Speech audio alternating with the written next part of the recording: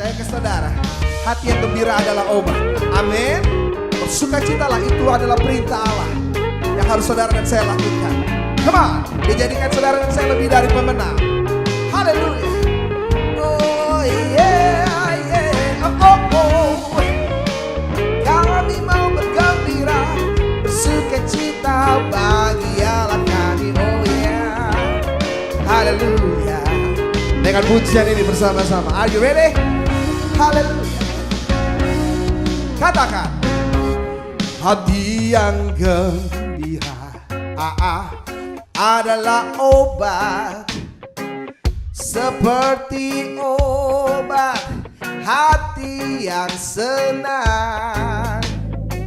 Tapi semangat yang patah keringkan tulang. Come on. Hati yang gembira, Tuhan senang. Oh yeah. Shalom. Haleluya. Hari ini kita bersyukur, hari ini jumlah jemaat kita jauh lebih banyak. Hanya di dalam anugerah Tuhan hari ini kita semua bisa dikumpulkan jadi satu dalam kebaktian raya GBI Jelambar Timur. Selamat pagi, selamat datang buat Pak Beni Patina Sarani yang hari ini akan bersama-sama dengan kita akan mendengarkan pelayanan firman dari Pak Beni. Kemudian salam hangat dan selamat datang kepada keluarga besar dari jemaat GMI Immanuel Jakarta.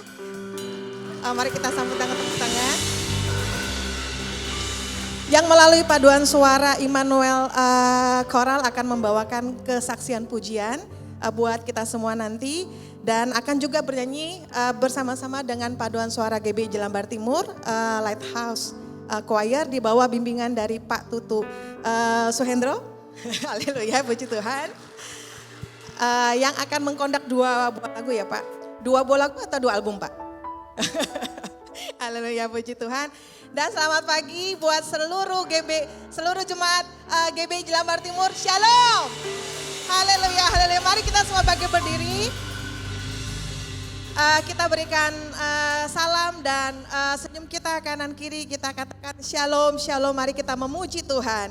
Biar ada kasih dan persaudaraan Tuhan berikan kepada kita di tengah-tengah kita pada hari ini. Haleluya, mari kita mengangkat hati kita yang penuh syukur. Kita mau memuji dan menyembah Tuhan.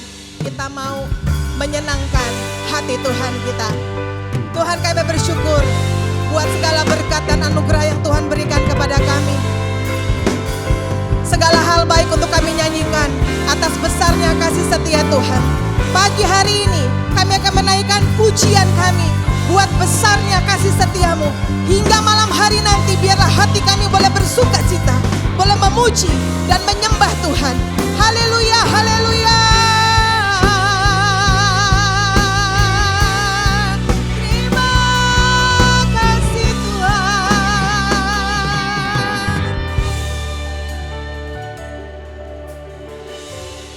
Mari angkat suara kita.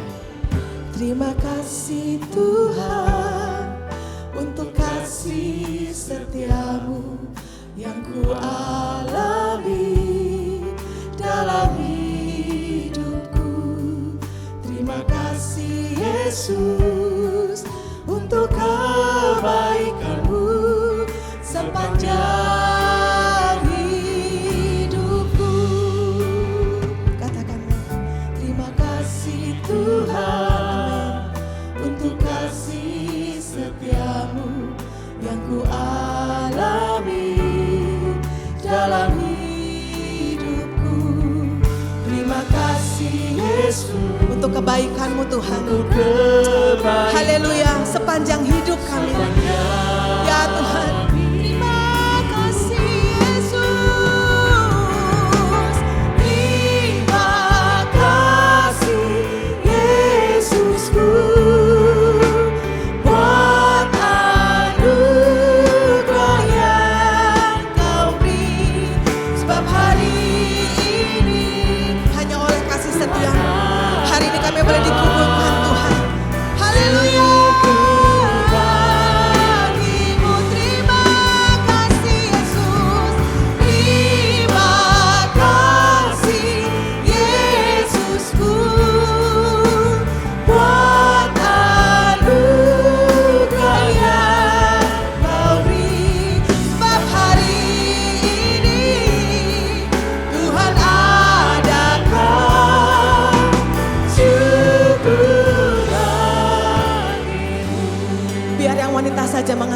pujian ini. Katakan terima kasih Tuhan. Terima kasih Tuhan untuk kasih setiamu. Syukur buat penyertaan Tuhan. Syukur buat kekuatan yang kau berikan. Syukur buat segala musim yang kau berikan dalam hidup Terima kami. kasih Yesus untuk kebaikanmu sepanjang hidupku. Yang pria katakan terima kasih Tuhan.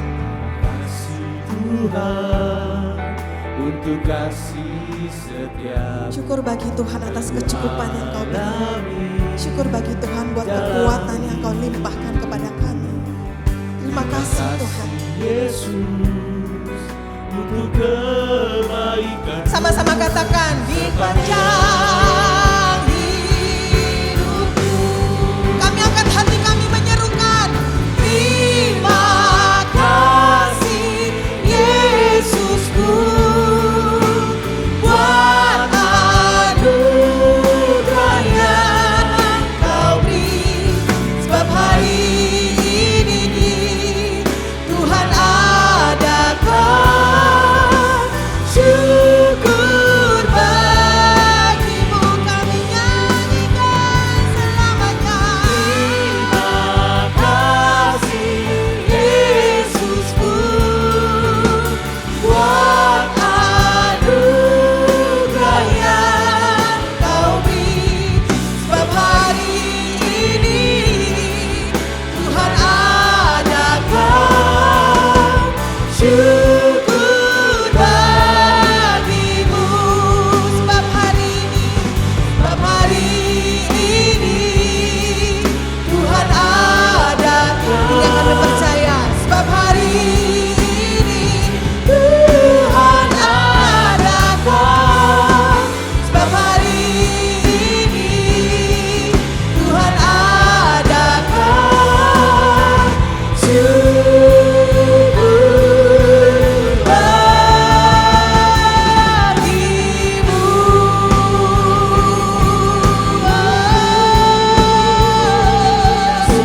Kami bersyukur padamu buat kekuatan, buat penyertaan, buat kasih-Mu Tuhan, buat kesembuhan yang kau berikan.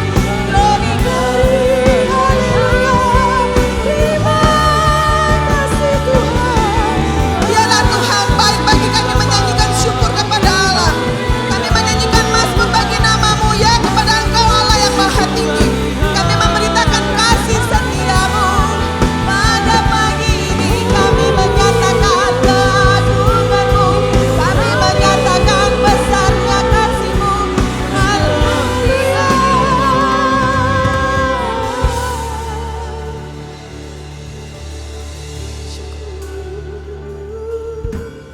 Terima kasih Yesusku buat anugerah yang Inilah mazmur syukur dari hati kami Tuhan. Hari ini Tuhan berikan kami badan yang sehat. Hari ini Tuhan berikan kami kekuatan untuk datang ke dalam bait-Mu yang kudus. Semua karena kasih dan anugerah-Mu Tuhan. Terima kasih Yesus, terima kasih, terima kasih Yesusku buat anugerah yang kau beri. Katakan, sebab hari ini Tuhan adakan syukur bagimu. Hari ini Tuhan, sekali lagi kami menyatakan terima kasih Yesus. Terima kasih Yesusku buat anugerah yang kau beri. Sebab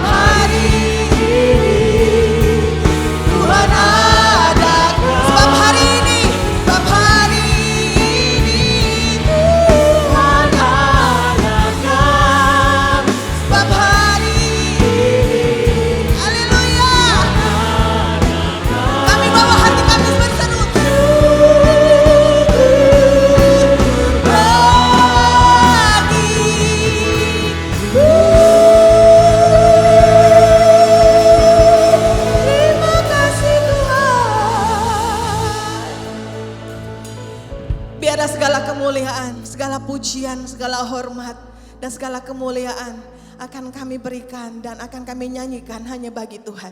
Biarlah pujian ini, penyembahan ini, apa yang kami kerjakan di dalam tempat ini, sungguh boleh menjadi dupa yang harum di hadapan-Mu Tuhan.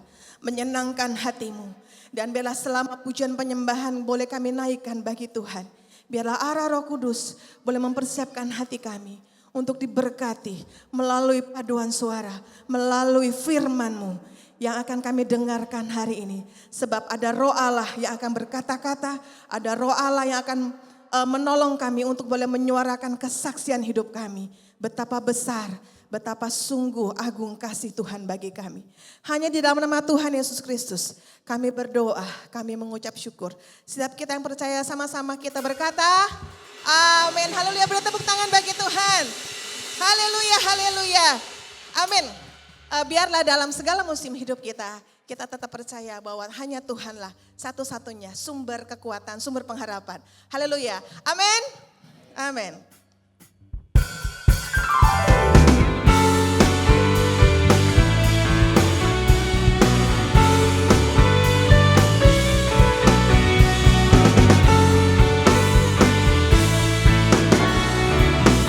Haleluya, biarlah ada pujian baru, ada melodi yang baru hari ini. Ibadah topan dunia, Tuhanlah perlindunganmu. Kendati goncang semesta, katakan sebelahnya, Tuhanlah perlindunganmu. Maupun malam gelap, Tuhanlah perlindunganmu. Niscaya takutmu lenyap, Tuhanlah perlindunganmu. Ya Yesus gunung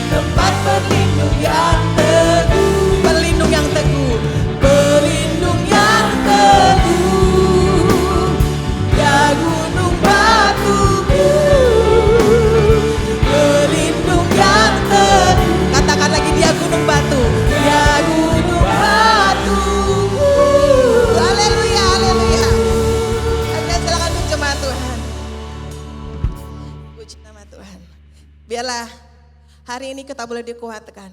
Hanya nama Yesus saja yang kita ingat. Apapun yang terjadi, hanya ingat nama Yesus. Sebab hanya Dia nama yang indah, nama yang selalu beri kekuatan dan menguatkan kita bahwa Allah lah sumber pengharapan bagi kita. Amin. Ingat akan nama Yesus.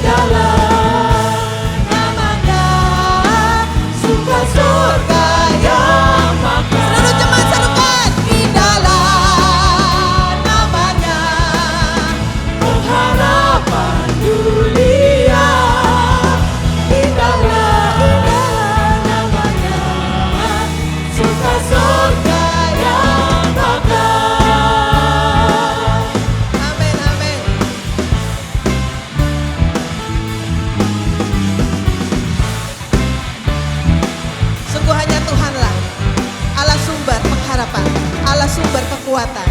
Haleluya. Amin. Allah sumber kuatku. Allah sumber ya kuatku. Allah sumber kuatku dan bagianku selamanya. Katakan Allah sumber. Ya Tuhan, inilah pujian yang keluar dari pengalaman hidup kami berjalan bersama dengan Tuhan. Tiada satu pun orang yang patut kami andalkan. Hanya di dalam nama Tuhan Yesus, nama yang menjadi pengharapan dan kekuatan. Katakan Allah sumber kuatku. Allah sumber kuatku. Allah sumber kuatku dan bagianku selamanya.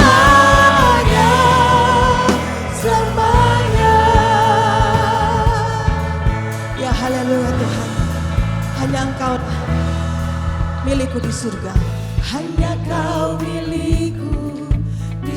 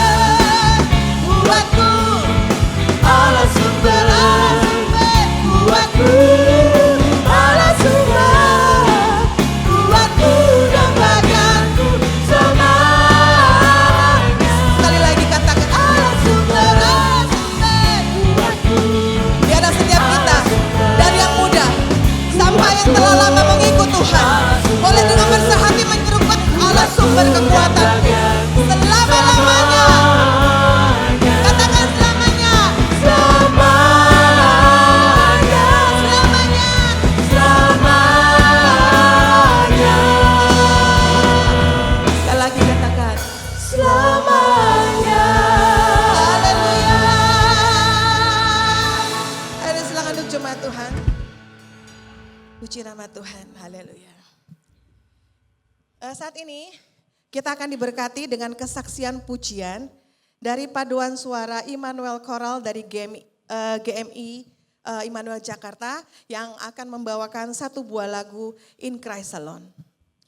Dan setelahnya akan dilanjutkan dengan kesaksian pujian bergabung dengan Lighthouse Choir dengan satu lagu Sungguh Besar Kau Allahku.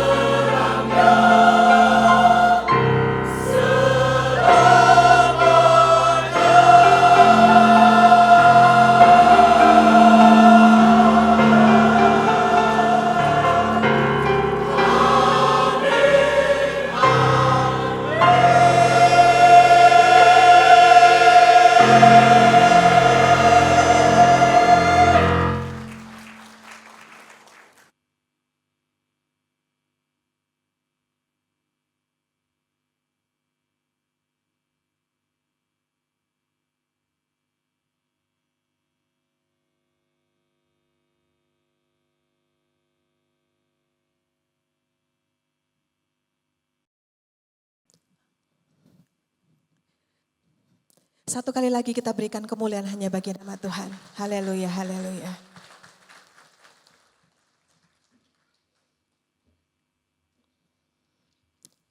Kita siapkan hati kita untuk mendengarkan firman Tuhan. Mari satu kali lagi saya undang semua kita untuk boleh bangkit berdiri. Kita akan mendengarkan firman Tuhan, biar setiap hati kita boleh kita siapkan. Dan kita minta Allah Roh Kudus yang boleh menolong kita untuk bisa mendengar dan bisa mendengarkan dengan baik-baik apa yang mau Tuhan katakan kepada kita hari ini. 2 buah pujian dari paduan suara kiranya boleh menilik dan boleh menghantar hati kita untuk lebih siap lagi untuk disirami oleh firman Tuhan. Dan kini hidupku hanya bagi Dia, kiranya boleh membawa terang sampai selama-lamanya. Biar di dalam kegelapan sekalipun Tuhan izinkan terjadi di dalam kehidupan kami. Ada terang Kristus yang Tuhan taruh di dalam hati kami masing-masing. Sehingga bukan dari diri kami terang itu berasal. Akan tetapi karena terang Tuhan yang ada dan sudah Tuhan taruh di dalam hati kami. Persiapkan hati kami Tuhan. Hari ini Tuhan mau bicara apa kepada kami. Kami tidak mengerti dan kami tidak tahu mengapa. Akan tetapi satu yang kami tahu pasti, bahwa Tuhan sudah lebih dulu tahu apa yang akan terjadi di hari-hari ke depan kami. Dan pada hari ini, hari Minggu, Tuhan kumpulkan kami untuk diberkati melalui firman-Mu. Firman-Mu sudah mempersiapkan kami untuk kami menjadi lebih kuat dari hari-hari yang kemarin. Firman-Mu sudah dipersiapkan bagi setiap kami yang hadir di sini untuk menjadi lebih teguh dan tegar, untuk berdiri di dalam iman pengharapan kami kepada Tuhan Yesus Kristus, Juru Selamat kami. Untuk itu, sekalipun hidup kami itu senang, tentram, ataupun ada derita yang penuh, Tuhan boleh menguatkan dan mengajar kami tetap tenang, sehingga kami bisa berdoa dan bersaksi dengan tegas. Kendati hidupku tentram dan tenang, dan walau derita penuh, Engkau mengajar, Engkau mengajarku bersaksi tegas. Tenanglah, tenanglah jiwaku.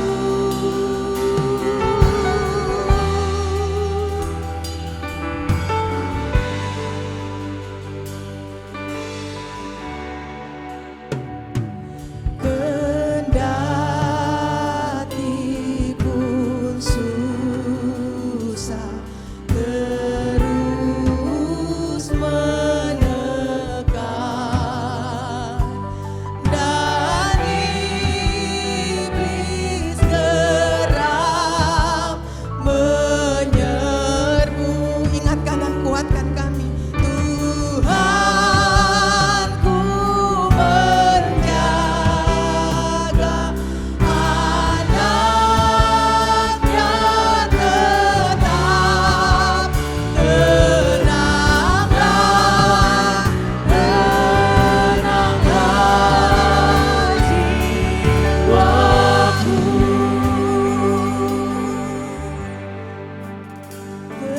Tenanglah,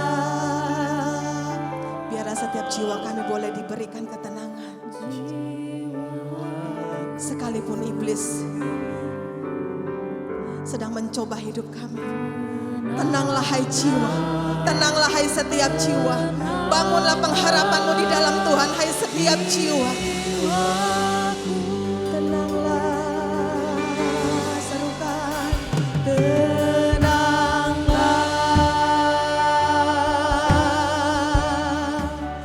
jiwaku.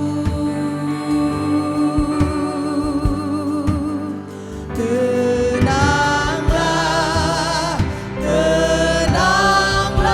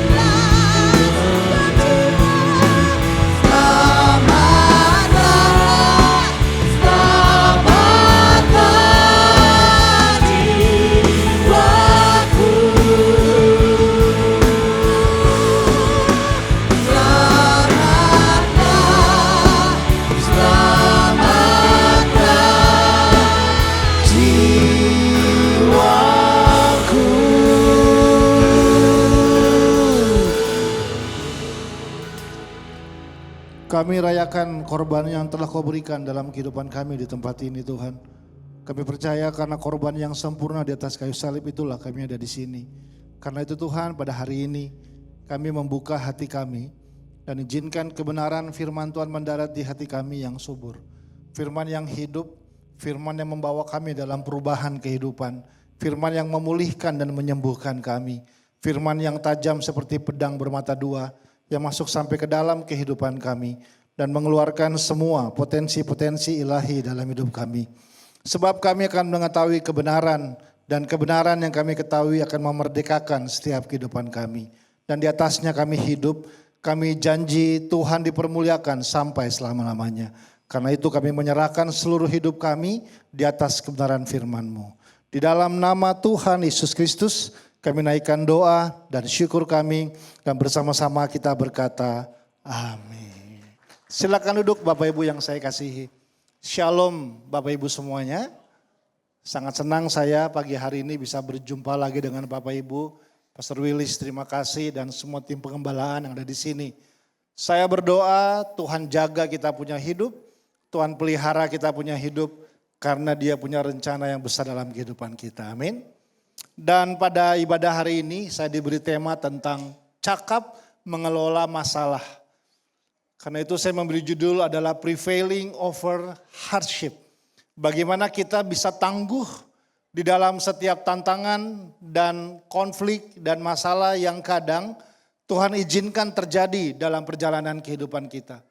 Saya menemukan tidak ada satu orang pun di muka bumi ini yang kebal dengan yang namanya masalah. Mau dia hamba Tuhan sekalipun tetap sampai hari ini pun tetap masih berjuang dan harus menghadapi tantangan-tantangan dalam setiap kehidupan. Tapi saya percaya juga bahwa firman Tuhan adalah tempat terbaik kita bisa belajar untuk bisa menemukan kekuatan dan jalan keluar. Bagaimana kita bisa menyelesaikannya di dalam setiap kehidupan kita. Saya mengajak kita membaca firman Tuhan dalam kitab Matius pasal 14 ayat 22 sampai ayatnya yang ke-33. Cukup panjang Bapak Ibu, saya akan membacakannya, Bapak Ibu boleh dengarkan baik-baik. Sebab demikianlah firman Tuhan. Sesudah itu Yesus segera memerintahkan murid-muridnya naik ke perahu dan mendahuluinya ke seberang. Sementara itu ia menyuruh orang banyak pulang. Dan setelah orang banyak itu disuruhnya pulang, Yesus naik ke atas bukit untuk berdoa seorang diri. Ketika hari sudah malam, ia sendirian di situ. Perahu murid-muridnya sudah beberapa mil jauhnya dari pantai. Dan diombang-ambingkan gelombang karena angin sakal. Kira-kira jam 3 malam datanglah Yesus kepada mereka berjalan di atas air. Ketika murid-muridnya melihat dia berjalan di atas air, mereka terkejut dan berseru, itu hantu. Lalu berteriak-teriak karena takut. Tetapi segera Yesus berkata kepada mereka, tenanglah, aku ini, jangan takut. Lalu Petrus berseru dan menjawab dia, Tuhan, apabila engkau itu, suruhlah aku datang kepadamu berjalan di atas air. Kata Yesus, datanglah. Maka Petrus turun dari perahu dan berjalan di atas air mendapatkan Yesus. Tetapi ketika dirasanya tiupan angin, takutlah ia dan mulai tenggelam lalu berteriak, Tuhan tolonglah aku. Segera Yesus mengulurkan tangannya, memegang dia dan berkata, hai orang yang kurang percaya, mengapa engkau bimbang? Lalu mereka naik ke perahu dan angin pun redalah. Dan orang-orang yang ada di perahu menyembah dia, katanya, sesungguhnya engkau anak Allah.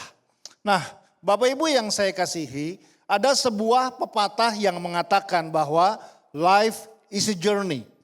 Bahwa hidup ini adalah sebuah perjalanan. Dan tentu setiap kita tentu punya perjalanan masing-masing yang Tuhan bawa dalam kehidupan kita.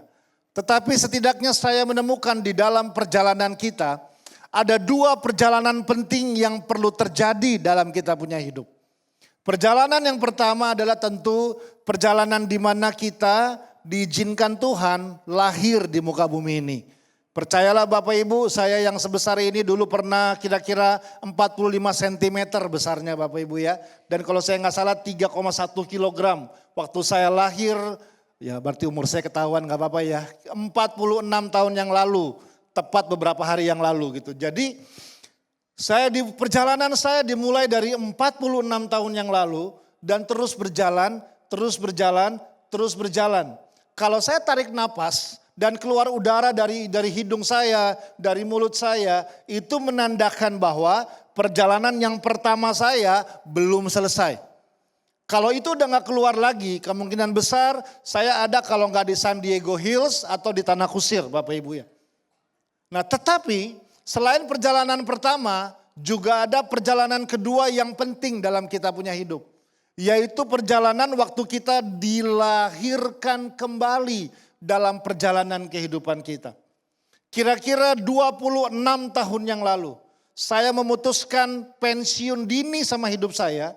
Selama itu sebelumnya saya lakukan hidup saya untuk maunya saya sendiri, suka-sukanya saya sendiri, jalan yang saya mau sendiri. Sehingga kira-kira 26 tahun yang lalu saya memutuskan untuk menyerah sama hidup saya dan memberikan seluruh kehidupan saya kepada pribadi yang bernama Yesus. Menjadi Tuhan dalam hidup saya, menjadi penguasa dalam hidup saya, menjadi pengendali dalam kehidupan saya.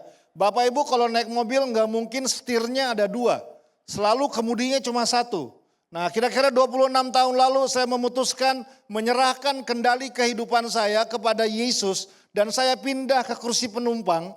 Artinya sejak hari itu bukan lagi tentang apa yang saya mau. Tapi tentang apa yang Tuhan mau dalam saya punya hidup. Sejak hari itu bukan lagi tentang kemana saya mau pergi, tapi tentang kemana Tuhan mau bawa hidup saya dan itu berjalan sampai hari ini. Dan setiap kita mungkin punya waktu lahir yang baru berbeda-beda, tapi itulah perjalanan yang sesungguhnya yang dimulai dalam kita punya hidup. Nah, kita baru baca sebuah kisah bahwa murid-murid Yesus juga sedang dalam sebuah perjalanan. Yang pertama Bapak Ibu mesti perhatikan bahwa perjalanan ini bukan atas keinginan mereka. Tadi kita baca di ayat paling awal dikatakan, lalu Yesus memerintahkan murid-muridnya. Jadi ternyata perjalanan ini atas perintah Yesus. Dia perintahkan murid-muridnya naik kapal dan naik dan pergi ke tujuan di seberang lewati sebuah perjalanan. Nah, waktu perjalanannya dimulai, itu enggak terjadi apa-apa. Waktu perjalanannya dimulai semuanya baik-baik saja. Kenapa? Karena logikanya kalau yang mereka butuhkan atau yang mereka perlu persiapkan untuk perjalanan mereka belum cukup atau belum semuanya, belum tentu mereka mulai perjalanannya. Setuju Bapak Ibu? Tapi karena dikatakan mereka telah berjalan, berarti waktu mereka memulai perjalanan gak terjadi sesuatu, gak terjadi apa-apa. Justru apa-apa terjadi bukan di awal perjalanan. Apa-apa terjadi justru di tengah-tengah perjalanan. Firman Tuhan berkata perahu itu sudah beberapa mil jauhnya. Artinya itu sudah di tengah perjalanan mereka. Tiba-tiba di tengah-tengah perjalanan mereka mengalami sesuatu yang mereka nggak harapkan akan mereka alami waktu mereka memulai perjalanan mereka. Yaitu adalah tiba-tiba muncullah angin sakal. Nah, saya belajar dalam hidup Bapak Ibu, kadang sesuatu nggak terjadi di awal perjalanan kita. Kadang justru sesuatu terjadi di tengah-tengah perjalanan. Kadang Tuhan mengizinkan situasi kah, kendala kah, kondisi kah yang mungkin kadang kita nggak harap harus kita alami. Tapi Tuhan mengizinkan kita mengalaminya. Saya nggak pernah ketemu dengan pengusaha yang berbicara sama saya begini. Pak, tolong doakan hari ini saya mulai bisnis Pak. Nah rencana saya Pak, 2 tahun Pak bisnis saya bangkrut. Itu rencana saya Pak. Nah di tahun ketiga saya gulung tikar. Nah tolong doakan itu rencana saya. Gak ada yang begitu Bapak Ibu. Saya gak pernah ketemu pasangan yang berkata, Kak tolong doakan hari ini kami mau menikah. Lalu 5 tahun kami mau berantem, ribut, besar, cekcok dan semuanya. Nah di tahun ke-6 kami berencana untuk bercerai Kak. Tolong doain ya. Enggak ada. Kenapa? Pada dasarnya tidak ada orang sebenarnya yang mau merencanakan masalah dalam hidupnya. Tidak ada orang yang mau merencanakan kegagalan dalam hidupnya.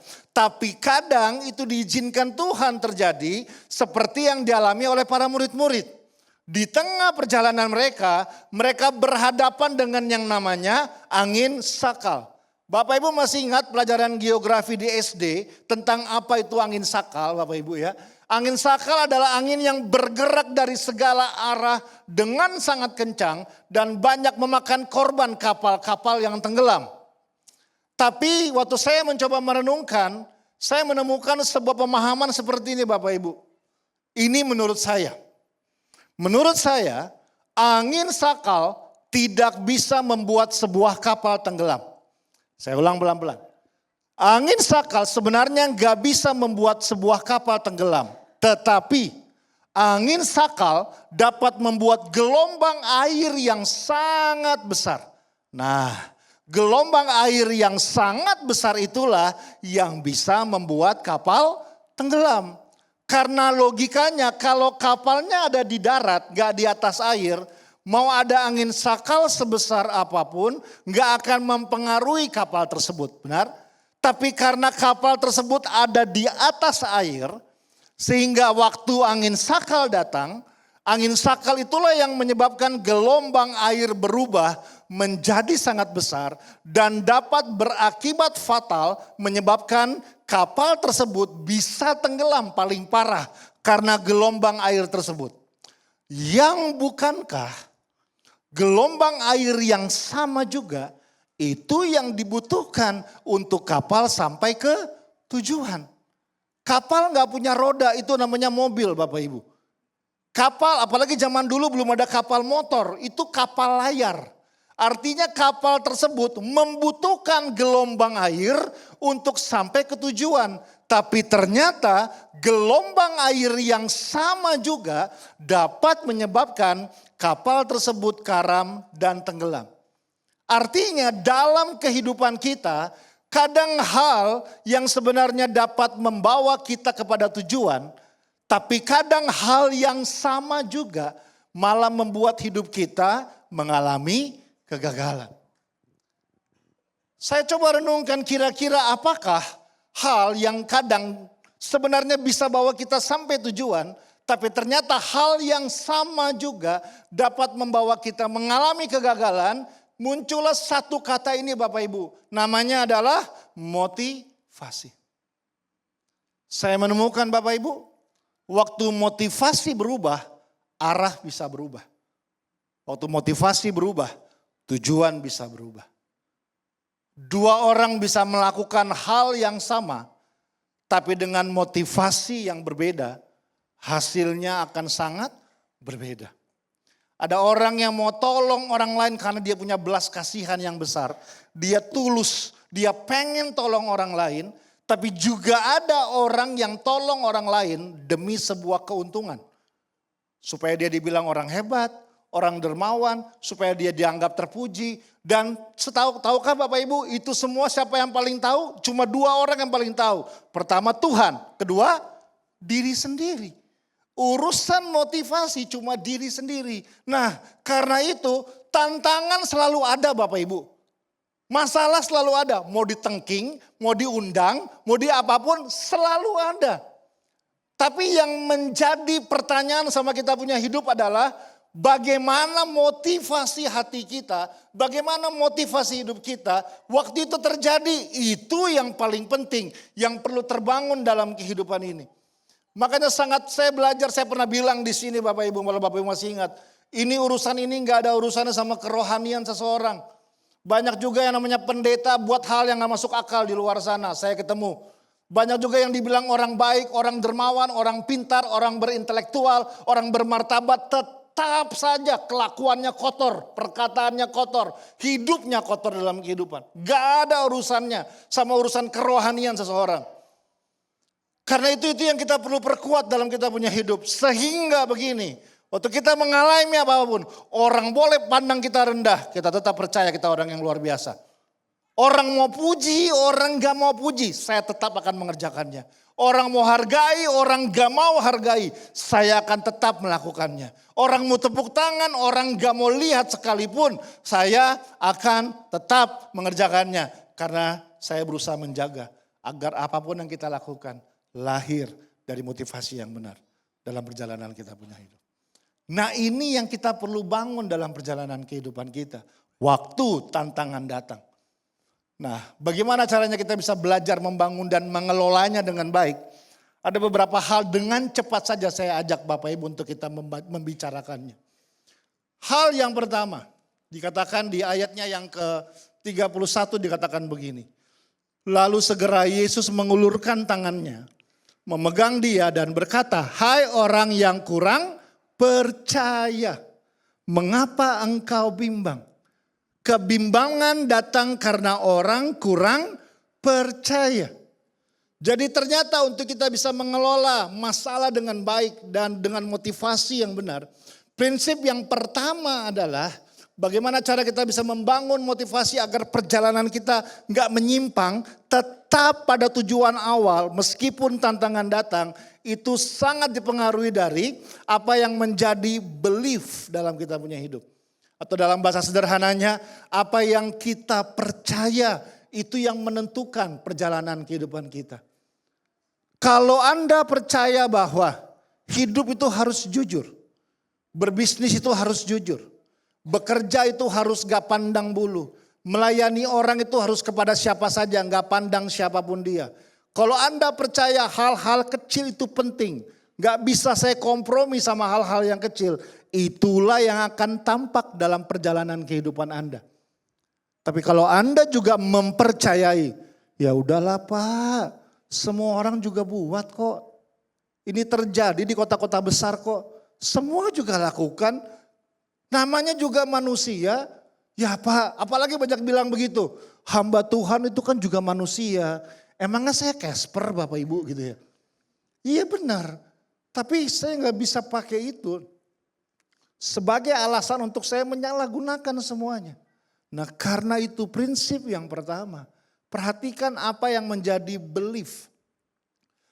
Apa yang Anda percaya dalam kehidupan Anda. Karena apa? Karena apa yang Anda percayai sangat dipengaruhi dari apa yang Anda anggap bernilai dalam hidup. Belief itu dibangun dari value. Bagaimana kita membangun nilai kehidupan kita. Nilai itu yang mempengaruhi prinsip.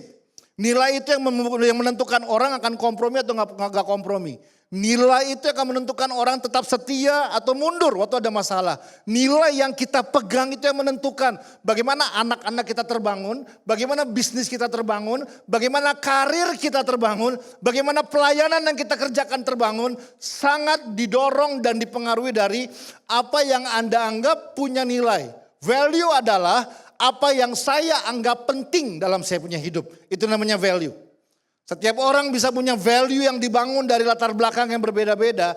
Tapi value lah yang akan menunjukkan siapa orang itu yang sesungguhnya. Karena apa? Karena saya menemukan kita hanya terfokus, kita hanya mengingat, kita hanya mengerjakan apa yang kita anggap bernilai atau valuable dalam kita punya hidup. Saya ulang pelan-pelan. Kita hanya terfokus, kita hanya mengingat, kita hanya mengerjakan apa yang kita anggap dia punya nilai dalam hidup. Contoh sederhana Bapak Ibu. Bapak Ibu tadi sebelum ibadah sudah sempat sarapan pagi. Kalau yang sudah sempat sarapan pagi boleh bantu saya angkat tangan Bapak Ibu. Saya belum sempat, yang lain udah sempat. Wah. Nah saya mau nanya Bapak Ibu tadi waktu sarapan pagi berapa suap makannya Bapak Ibu? Disuapkan Bapak Ibu ya benar ya. Nah saya tanya lagi, tadi Bapak Ibu di suapan ketiga berapa kali kunyah Bapak Ibu? Tapi dikunyah dong atau dikokop langsung? Enggak. Dikunyah kan? Tadi pagi Bapak Ibu waktu masuk ruangan ini, dari gerbang gereja sampai kursi Bapak Ibu, berapa langkah Bapak Ibu? Ingat? Ada yang tahu berapa? Enggak lah, tapi Bapak Ibu melangkah dong. Terjadi enggak? Terjadi atau ngesot semua di sini? Kan enggak. Terjadi enggak? Terjadi. Langkahnya terjadi, terjadi. Suapannya terjadi, terjadi. Kunyahnya terjadi, terjadi. Kenapa kita enggak ingat? Enggak penting, Pak. Buat kita itu enggak penting. Enggak ada nilainya, Pak. Buat apa saya ingat berapa suap? Buat apa saya ingat berapa langkah? Karena enggak ada nilai buat kita. Sekarang saya tanya, tanggal gajian ingat Bapak Ibu? Oh, tanggal batas cicilan pinjol masih ingat Bapak Ibu? Mesti bayar kapan? Kenapa? Karena buat kita itu penting. Artinya begini, semua hal terjadi sama kita punya hidup. Pernah gagal? Pernah. Pernah berhasil?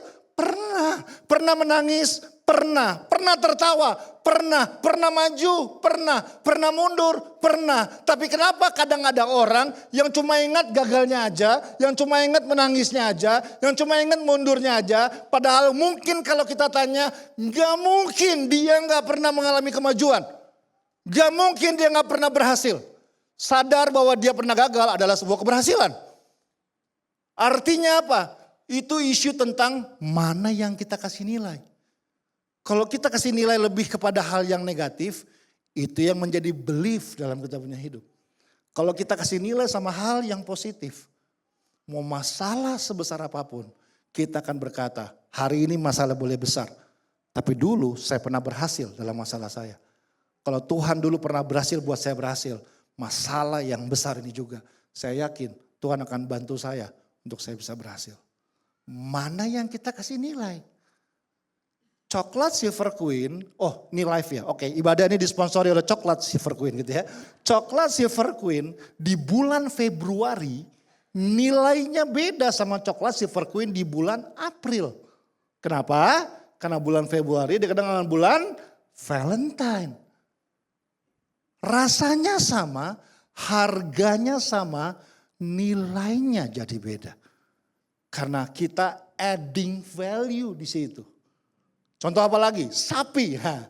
Sapi di India sama sapi di Indonesia nilainya beda Bapak Ibu. Di Indonesia kita makan dari ujung ekor sampai ujung hidung. Kita sikat semuanya. Sampai jeroan-jeroannya itu yang paling enak Pak. Di India mereka anggap sapi itu Tuhan Bapak Ibu. Jangan coba-coba potong. Anda tabrak, Anda ditangkap langsung Bapak Ibu. Nah itu bukan sapinya beda Pak. Iyalah Pak, di Indonesia tuh sapinya KW4, KW5. Nah yang di India ini sapi titisan Dewi Bulan. Turun langsung dari surga. Enggak, sapinya sama. Tapi ada orang yang adding value yang berbeda di situ. Bapak Ibu, semua hal terjadi sama kita punya hidup. Tinggal mana yang kita mau kasih nilai lebih di situ. Itu yang menjadi nilai, yang menjadi belief dalam perjalanan kehidupan kita. Nah, value itu sangat dipengaruhi dari apa yang Anda dan saya hormati atau honor dalam hidup ini. Kadang tanpa sadar, saya belajar Bapak Ibu ya, kita bilang kita percaya Yesus. Tapi kadang saya menemukan, belum tentu kita menghormati Yesus dalam kita punya hidup. Maksudnya bagaimana Pak? Bapak Ibu ingat kisah di Matius 13? Ini tentang waktu Yesus bercerita begini. Dia tidak dihormati di tempat kelahirannya sendiri. Ketika Yesus berguncung di tempat kelahirannya. Dan dia mengajar banyak di situ. Nanti Bapak Ibu boleh baca di rumah. Dikatakan waktu Yesus mulai mengajar. Orang-orang terkagum-kagum dan takjub. Siapa anak muda ini?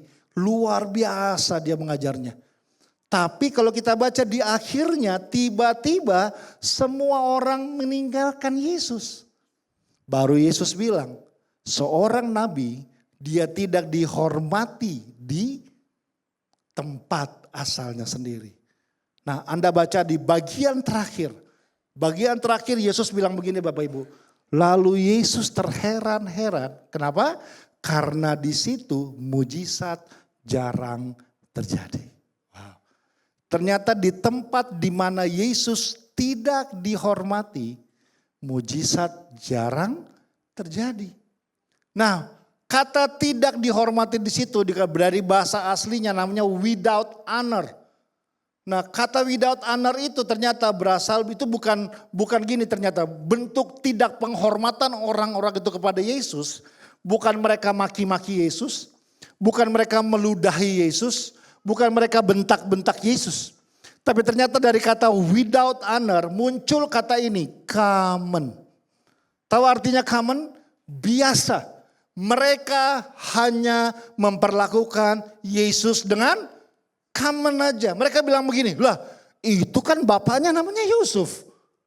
Ya ampun, kirain siapa ini orang? Loh, adik-adik kakak-kakaknya tetangga kita kok selalu main sama kita dari kecil. Ya elah, kita kira siapa ini orang? Lah, bapaknya kan cuma tukang kayu doang.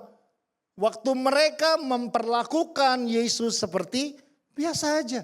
Gak ada yang spesial. Ya sudahlah, ya Kristen agama aja Pak. Ya formalitas hidup saja ya sudah. Yang penting saya kan dikenal orang menjadi orang beragama. Apakah Yesus mempengaruhi saya? Iya Pak. Kalau hari Minggu Pak. Kan kalau ibadah mesti kusyuk Pak. Gak boleh yang lain. Tapi hari yang lain ya saya lah Pak. Ya sudah ya tetap fotonya ada di rumah saya Pak. Salibnya ada di rumah saya Pak. Lagu-lagu rohaninya ada Pak. Di mobil saya Pak. Di kamar saya Pak. Tapi kadang-kadang kenapa kelakuan orang gak berubah. Dia tetap buat jahat, berpikir jahat.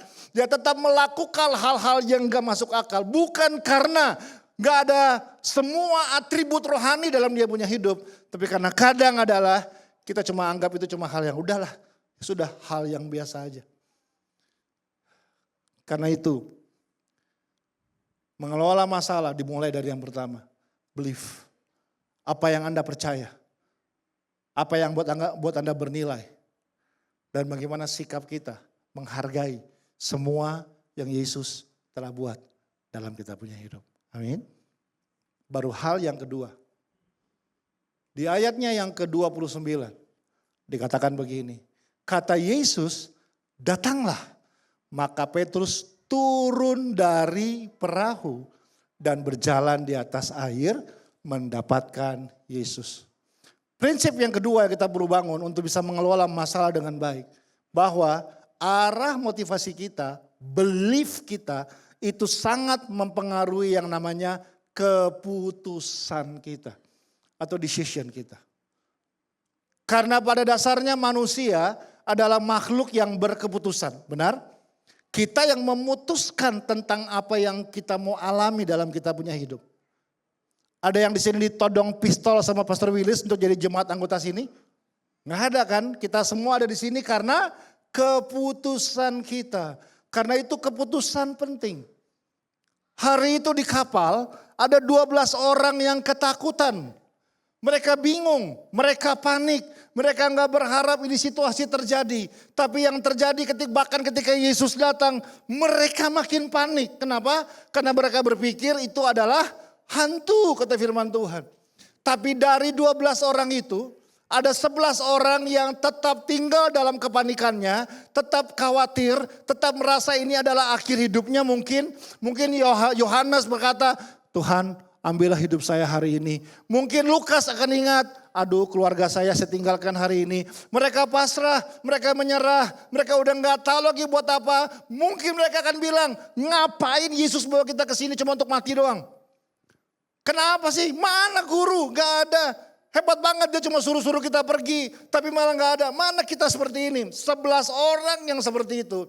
Cuma satu orang yang ketika dia lihat Yesus dia bilang gini. Tuhan saya mau keluar dari perahu ini untuk kepadamu. Saya mau ambil keputusan melangkah. Berhasil apa enggak? Belum tentu Bapak Ibu. Itu namanya kemungkinan gila. Masuk akal? Kadang gak masuk akal.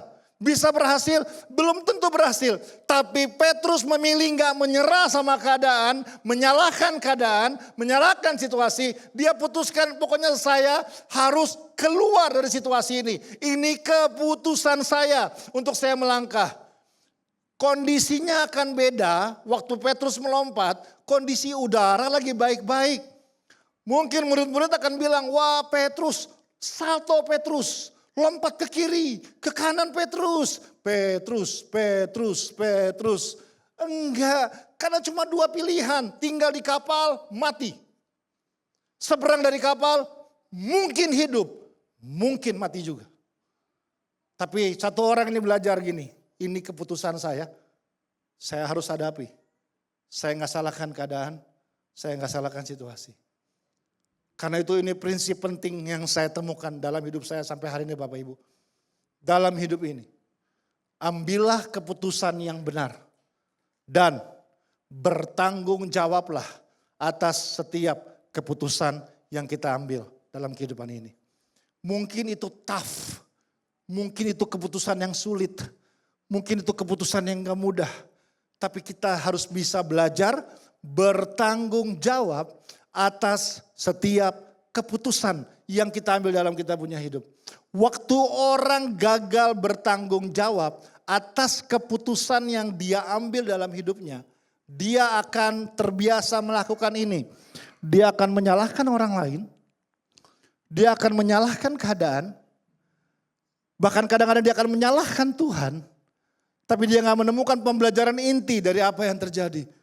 Pak, saya seperti ini Pak, karena pemimpin saya gak pernah peduli sama saya Pak.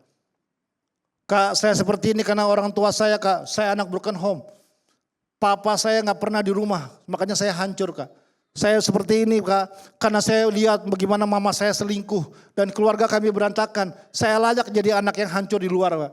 Berapa banyak, semua karena pemimpin saya, semua karena keadaan ini, semua karena hutang yang gak beres-beres Pak. Kita salahkan keadaan, kita salahkan situasi, kita salahkan semua kondisi. Tapi pada akhirnya kita gagal belajar bertanggung jawab atas semua yang sedang terjadi sama kita punya hidup. Saya belajar prinsip penting Bapak Ibu semuanya. Bertanggung jawablah atas apa yang terjadi dalam setiap perjalanan. Saya gak bilang ini mudah.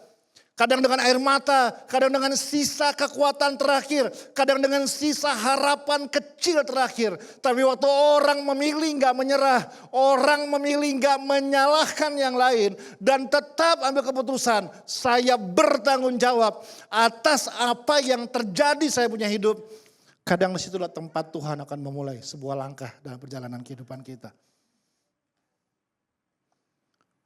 Makanya ketika saya satu kali Bapak Ibu ya, saya konseling, ada seorang ibu konseling sama saya dan saya nggak tahu saya pernah cerita apa enggak di sini. Dan dia cerita bahwa Pak, suami saya ini pakai narkoba. Parah Pak, 17 tahun. Bayangkan 17 tahun Bapak Ibu. Kami punya usaha hampir hancur bangkrut Pak. Tabungan makin menipis. Anak-anak gak keurus sama sekali. Saya sudah mau menyerah Pak. Kira-kira menurut Bapak saya harus buat apa dalam situasi ini? Dan memang pelayanan saya sama adik saya Yeri memang sangat terfokus ke pelayanan yang seperti ini. Tapi entah kenapa hari itu saya merasa digerakkan Tuhan untuk menjawab dengan cara yang berbeda. Biasanya jawaban saya itu taktis banget Bapak Ibu. Saya akan jawab begini, oke pertama Bu, perusahaan Ibu ambil alih, tabungan diselamatkan, anak-anak disingkirkan, ini nomor telepon polisi, nomor telepon Intel, nomor telepon semua. Pokoknya ibu buat A, ibu buat B, ibu buat C. Biasanya saya seperti itu, buat ini, taktis banget Bapak Ibu, itu biasanya. Tapi entah kenapa saat itu saya merasa mau menjawab atau digerakkan menjawab dengan cara yang berbeda. Ini jawaban saya. Oke Bu, kalau gitu menurut saya ibu harus berdoa buat suami ibu. Tiba-tiba dia diam. Hah? Cuma doa Pak? Dia bilang gitu. Saya udah jauh-jauh cari Bapak loh. Terus jawabannya cuma doa aja Pak. Loh kan? Kesannya kayak doa itu kayak gak ada bobotnya Bapak Ibu gitu ya. Lah ibu mau saya suruh ngapain? Mandi kembang 7 rupa. Ambil ayam hitam, ayam putih lari 12 kilo. Saya bilang gitu. Iya Bu, menurut saya ibu harus berdoa buat suami ibu. Dia kayak kesel, kayak marah. Tapi ya udahlah kata dia. Udah, kami berpisah di situ. Dan gak sengaja beberapa bulan kemudian kami berjumpa gak sengaja di acara pesta pernikahan. Ternyata kami menghadiri pernikahan yang sama. Dari jauh dia lihat saya, dia lari panggil saya. Pak gitu ya. Waktu dia lari ke saya, jujur ya, saya aja udah lupa siapa dia. Jadi waktu dia lari di otak saya, gua ada utang gak ya? Ada cicilan gak ya? Kan gak lucu di pesta diteriakin, bayar hutang lo sekarang gitu. Tapi waktu dia mendekat saya ingat, ini ibu yang waktu itu. Begitu di depan saya sampai gak ada basa-basi, saya langsung dimaki-maki. Saya mau marah sama Bapak. Bapak bohong sama saya. Loh, kenapa Bu? Saya tanya. Pak, sejak terakhir kita ketemu, sampai hari ini Pak, saya nggak pernah berhenti berdoa setiap hari buat suami saya Pak. Tapi nggak ada yang berubah. Masih pakai narkoba, keluarga berantakan, bisnis berantakan. Setiap hari Pak saya berdoa. Nggak ada yang berubah, Bapak bohong sama saya. Saya diam sebentar, terus saya jawab, enggak Bu, perubahan besar terjadi Bu. Nggak ada yang berubah Pak, masih sama. Saya nggak mau kalah. Enggak Bu, ada perubahan besar yang sangat luar biasa terjadi Bu. Pak, nggak ada yang berubah. Ada Bu, saya bilang perubahan. Mana Pak? Tunjukin sama saya. Perubahan apa yang terjadi? Baru saya menjawabnya, ada Bu. Apa itu Pak? Ibu jadi berdoa setiap hari sekarang. Tiba-tiba dia terdiam. Baru saya jelaskan. Bu, mungkinkah proses semua ini bukan tentang Tuhan mau memproses suami ibu, tapi tentang Tuhan mau memproses hidupnya ibu.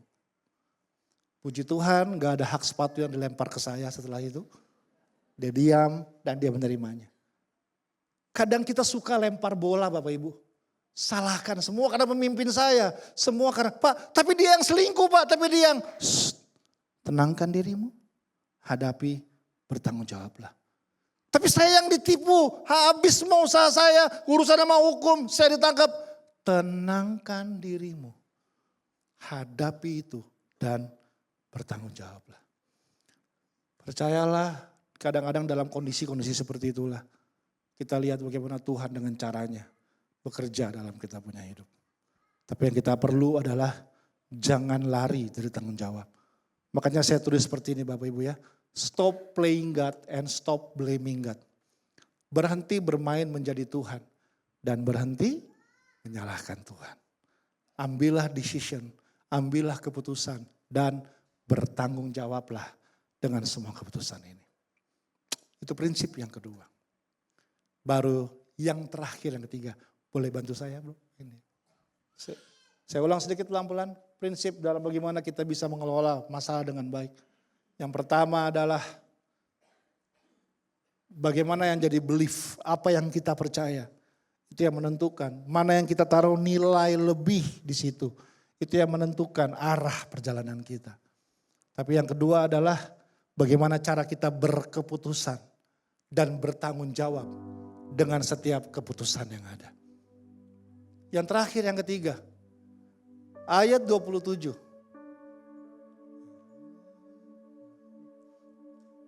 Tetapi segera Yesus berkata kepada mereka, tenanglah, aku ini, jangan takut.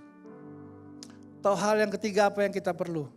Saya sebut namanya adalah guidance. Kita perlu dituntun. Dan Yesus berkata, hari ini yang kita perlu tanya sama diri sendiri. Masihkah perkataan Yesus tuntun kita punya hidup? Masihkah kita mengizinkan Dia yang pimpin langkah dalam perjalanan kita? Saya belajar Bapak Ibu ya, kadang saking sudah terlalu profesionalnya kita melayani, kita kehilangan suara itu. Saking terlalu mahirnya kita dalam bidang kita, saking terlalu ahlinya kita dalam bidang kita kehilangan tuntunan. Kita suka bilang, Tuhan yang S2 ekonomi itu saya Tuhan. Yang paling jago ngatur duit itu saya Tuhan. Kita lupa untuk Dia tuntun kita.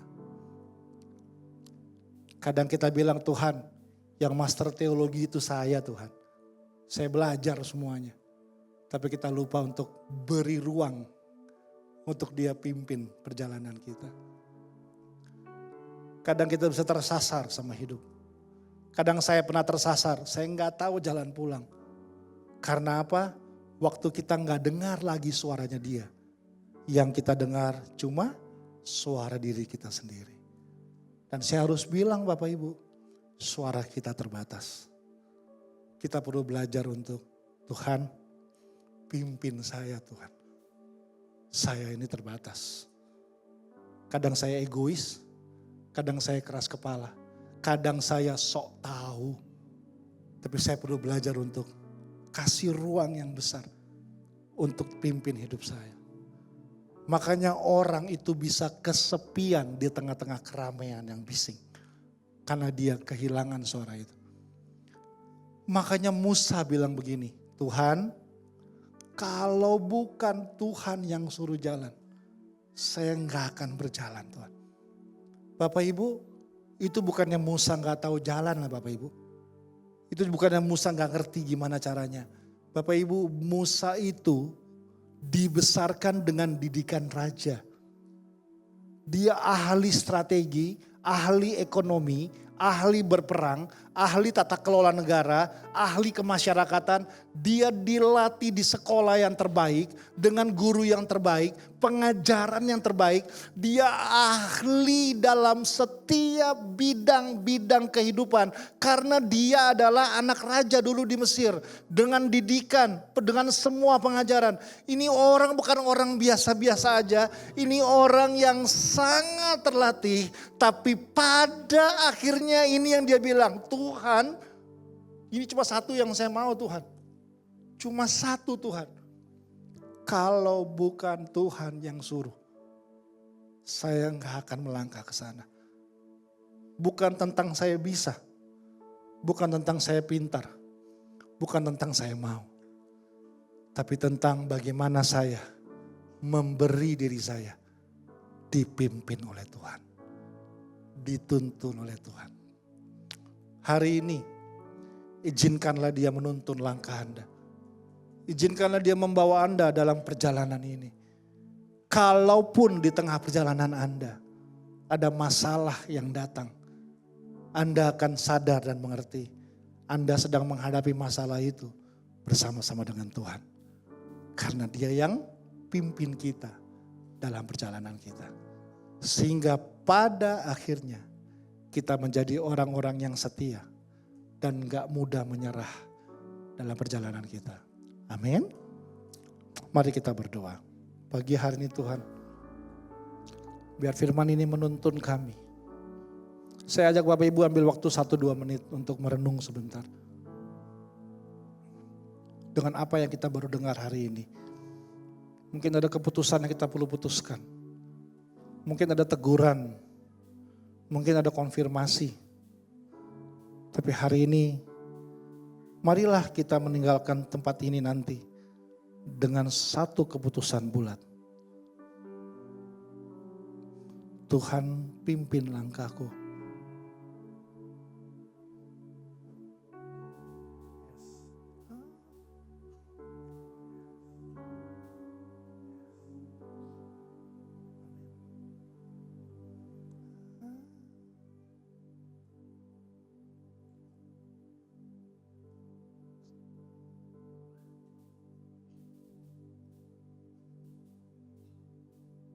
Terima kasih Tuhan.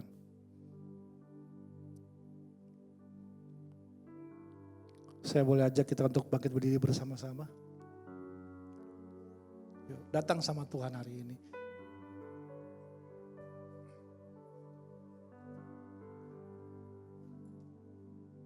Aku berserah. Aku berserah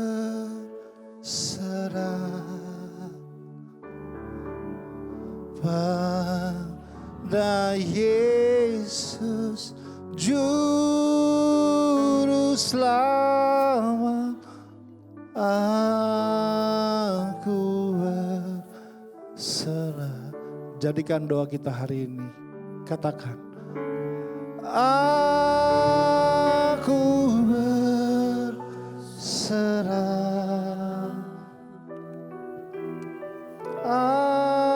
Aku berserah. Ini keputusan kami hari ini Tuhan. Pada Yesus Juru Selamat. Sekali lagi sama-sama. Dari hatimu panggil dia, katakan. Aku berserah.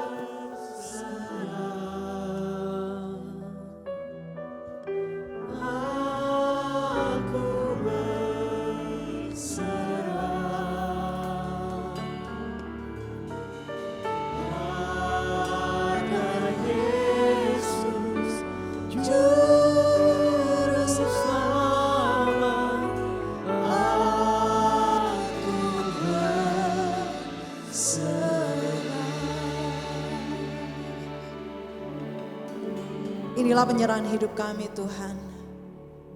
Bahwa kami menyadari kami enggak bisa berbuat apa-apa di luar Tuhan. Dalam segala keterbatasan kami perlu Tuhan. Dan biarlah dalam perjalanan hidup kami sepenuhnya mengandalkan Tuhan. Dan mempercayai Tuhan bahwa Tuhan berjalan bersama-sama dengan kami. Dalam keadaan baik atau tidak baik. Selagi Tuhan mengizinkan kami untuk terus berjalan dan melangkah.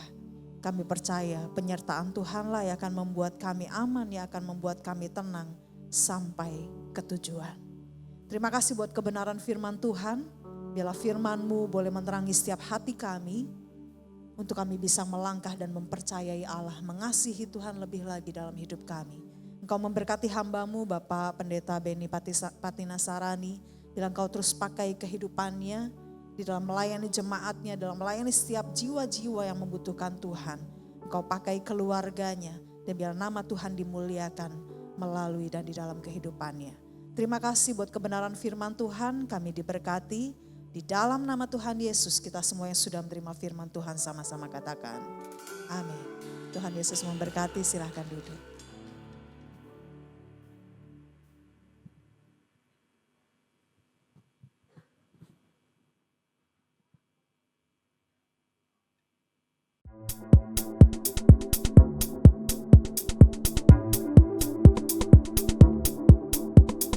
Berkati oleh firman yang menguatkan dan mengingatkan kita.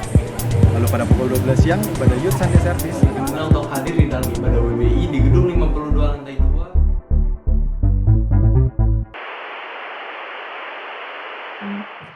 Shalom jemaat Tuhan, bersyukurlah dalam segala hal, sebab itulah yang dikehendaki Allah dalam Kristus Yesus untuk kita.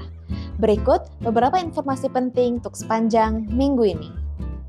Siang ini, Youth Sunday Service akan mengadakan acara Youth Special Event yang akan diadakan di lantai 2.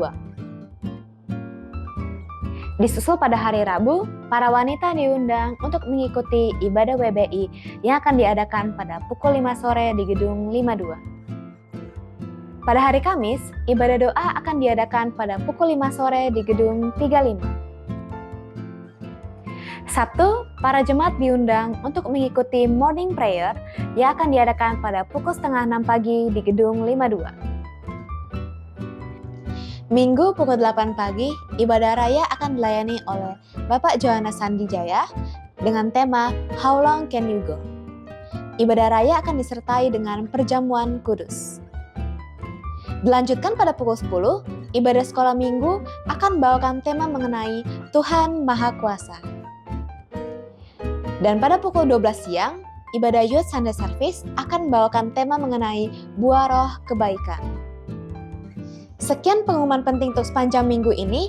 Kasih karunia Tuhan tetap menyertai kita semua. Happy Sunday!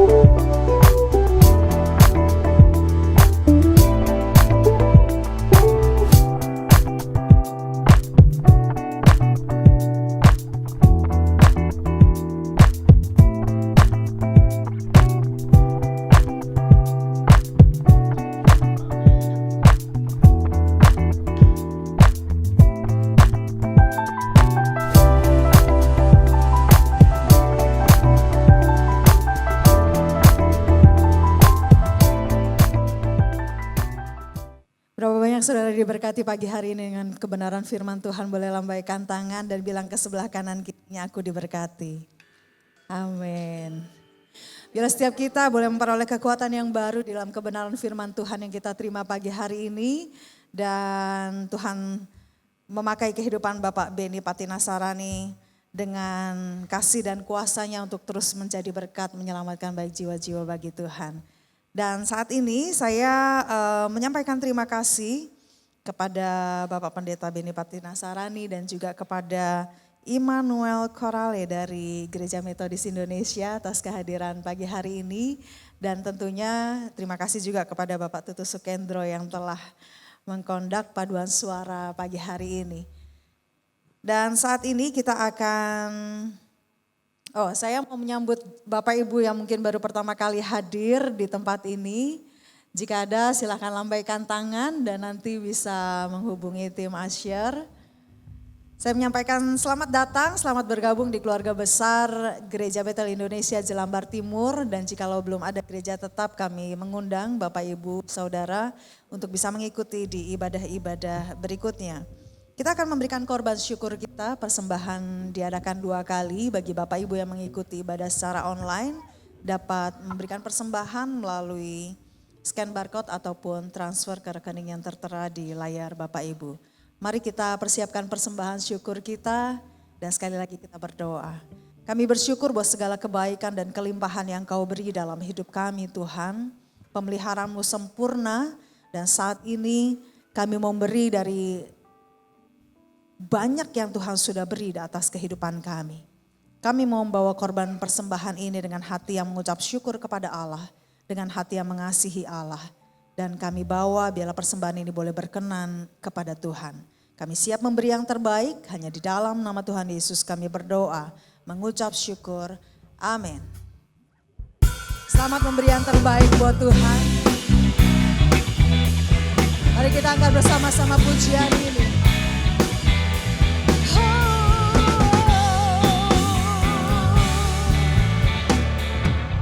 Hanya Kau milikku di surga, tiada yang kuingini di bumi, hanya Kau. Tak kuandalkan kekuatanku, namun yang pasti Kau tetap selamanya Allah sumber kuatku, Allah sumber kuatku, Allah sumber kuatku dan bagianku sama. Allah sumberku, kuatku, Allah sumber kuatku, Allah sumber kuatku dan bagianku selamanya, selamanya. Sekali lagi angkat pujian ini bagi Tuhan. Hanya Kau milikku di surga, tiada yang kuingini di bumi, hanya Kau. Tak kuandalkan kekuatanku, namun yang pasti Kau tetap selamanya Allah sumber kuatku, Allah sumber kuatku, Allah sumber kuatku dan bagianku selamanya. Allah sumber kuatku, Allah sumber kuatku, Allah sumber kuatku dan bagianku selamanya, selamanya.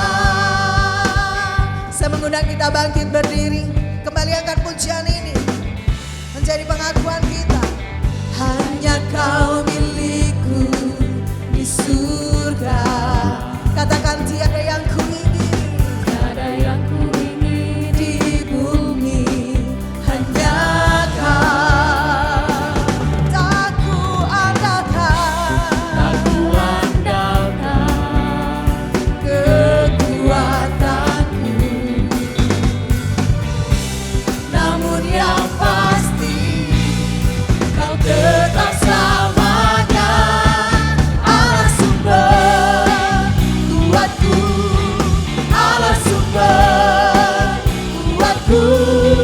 Allah sumber kuatku dan bagianku selamanya. Allah sumber kuatku, Allah sumber kuatku, Allah sumber kuatku dan bagianku selamanya, selamanya,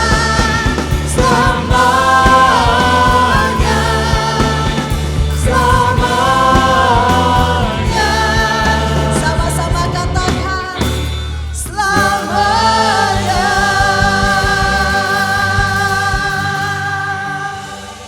Mari angkat hatimu di hadapan Tuhan di akhir ibadah kami pada saat pagi hari ini Tuhan. Kami menyerahkan segenap hati dan kehidupan kami. Biarlah Tuhan terus berjalan bersama-sama dengan kami, mendampingi setiap kami dan apapun musim hidup yang sedang kami hadapi saat ini. Kami mau tetap mengambil keputusan mempercayai Tuhan di dalam seluruh kehidupan kami. Mempercayai bahwa keadaan yang kami hadapi saat ini semua berada di dalam kedaulatan Tuhan dan Tuhan tidak pernah lepaskan kami. Oleh sebab itu Tuhan, sungguh-sungguh hanya Engkau saja sumber kekuatan kami untuk kami dapat terus melangkah. Dan mampukan kami untuk bisa menjadi berkat, mampukan kami untuk bisa menjadi terang dan garam dimanapun Tuhan tempatkan kami. Apapun yang menjadi pergumulan kami hari-hari ini. Jikalau kami yang datang hari ini dengan sakit penyakit, kami percaya Allah adalah Allah yang penyembuh.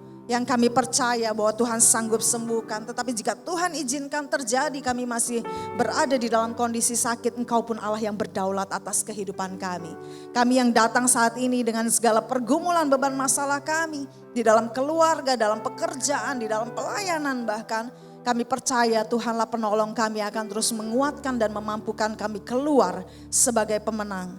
Dan biar Tuhan terus kuatkan hati kami untuk kami cakap mengelola segala apa yang Tuhan percayakan di dalam kehidupan kami. Biarlah pada akhirnya kami boleh menjadi hamba-hambamu yang setia, yang masuk di dalam kebahagiaan, di dalam kerajaan sorga yang kekal. Terima kasih Tuhan, Engkau sudah memimpin menyertai ibadah kami hari ini, dan kehidupan kami berikutnya keluar dari tempat ini. Mampukan kami untuk membawa terang-Mu, mampukan kami untuk berdampak bagi sekitar kami. Dan saat ini Bapak Ibu sedang jemaat yang dikasihi Tuhan, arahkanlah hatimu dan angkatlah kedua tanganmu dan terimalah berkat daripada Allah Bapa. Tuhan memberkati engkau, Tuhan memberkati keluargamu, Tuhan memberkati pernikahanmu. Tuhan memberkati studimu, Tuhan memberkati pekerjaanmu. Dan apapun yang Tuhan taruh di dalam kehidupanmu, apapun yang Tuhan taruh di dalam tanganmu, Tuhan akan jadikan berhasil. Oleh sebab itu pulanglah dengan membawa berkat daripada Allah Bapa, dari Allah Anak, Yesus Kristus Tuhan, penyertaan, kekuatan, penghiburan dari Allah Roh Kudus yang akan menyertai setiap kita, mulai dari sekarang sampai selama-lamanya. Amin. Kami memuji kebesaran-Mu Tuhan.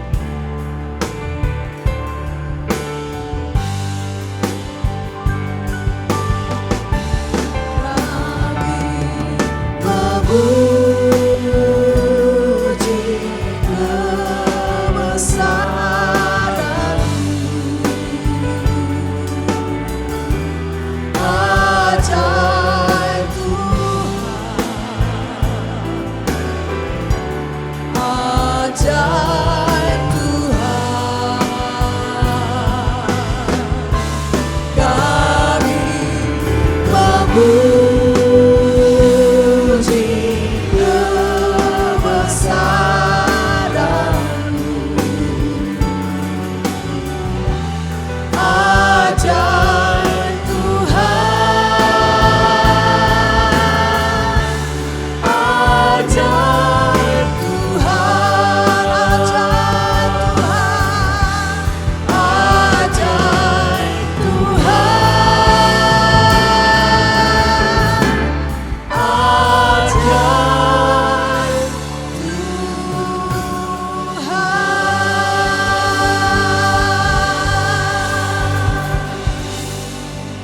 Ibadah telah selesai. Selamat hari Minggu, selamat pulang. Tuhan Yesus memberkati.